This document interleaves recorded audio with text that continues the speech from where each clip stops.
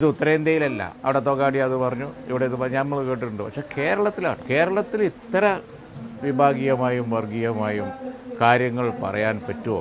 അത് ഏത് സമുദായ നേതാവാണ്. പണ്ട് പറഞ്ഞവരൊന്നും ഇപ്പോൾ ചിത്രത്തിലില്ല. പച്ചവർഗീയത പറഞ്ഞവരൊക്കെ അവർ കാല യവനികൾക്കുള്ളിൽ പോയിട്ടുണ്ട്. കേരളത്തിൽ വിലപ്പോയിട്ടില്ല. ഇപ്പോൾ ചിലർ വിചാരിക്കും ഇപ്പോൾ പറഞ്ഞാൽ മരിക്കും, ഇപ്പം അതിൻ്റെ ഒരു കാലമാണ്. വെറുതെയാണ്. ഞാൻ നിലമ്പൂർ തെരഞ്ഞെടുപ്പിന് മുമ്പ് പറഞ്ഞിരുന്നില്ലേ, അന്ന് നിലമ്പൂർ വന്ന് ഇതേമാതിരി ഒരു പ്രസംഗം ചെയ്തു. പക്ഷേ അത് ബി ജെ പിക്ക് വേണ്ടിയായിരുന്നെങ്കിൽ അവിടെ കെട്ടിവെച്ച കാശ് ബി ജെ പിക്ക് അവിടുത്തെ ജനങ്ങൾ കൊടുത്തോ? അവിടെ എന്താ എല്ലാ സമുദായങ്ങളും ഇല്ലേറ്റാണോ? ബന്ധപ്പെട്ട സമുദായങ്ങളൊക്കെ ഉണ്ട് അവിടെ. ഈ ആഹ്വാനം ആരെങ്കിലും കേട്ടോ? കെട്ടിവെച്ച കാശ് കിട്ടിയില്ല.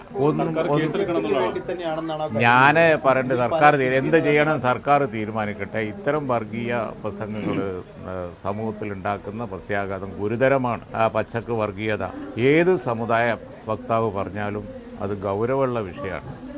അത് പാടില്ലാത്തതാണ്. അത് സർക്കാർ ഇതിന് മറുപടി പറയേണ്ടത് ഗവൺമെൻറ്റാണ്. ഇതുപോലെ ഒരു വാക്ക് മുസ്ലിം ലീഗിൽ നിന്ന് ആരെങ്കിലും പറഞ്ഞാൽ ഓനൊരു നിമിഷം ലീഗിലുണ്ടാവില്ല.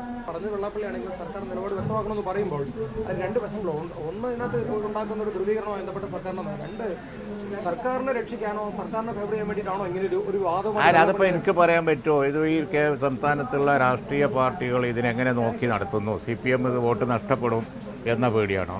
BJPക്ക് ഇതുകൊണ്ട് വോട്ട് കിട്ടും എന്ന പ്രതീക്ഷയാണോ? ഇതൊക്കെ ഇനി ഇന്നു മുതൽ ചർച്ച ചെയ്യപ്പെടും. കേരളത്തിൽ ചർച്ച ചെയ്യപ്പെടും. പക്ഷെ എന്തിൻ്റെ പേരിലായാലും കേരളത്തിൽ ഇത്തരം പ്രസംഗങ്ങൾ ആര് നടത്തിയാലും അത് സമൂഹത്തെ വല്ലാതെ ബാധിക്കും. വളരെ ഗൗരവമുള്ള പ്രശ്നമാണ്. ഇതിന് മറുപടി പറയേണ്ടത് ഗവൺമെൻറ്റാണ്.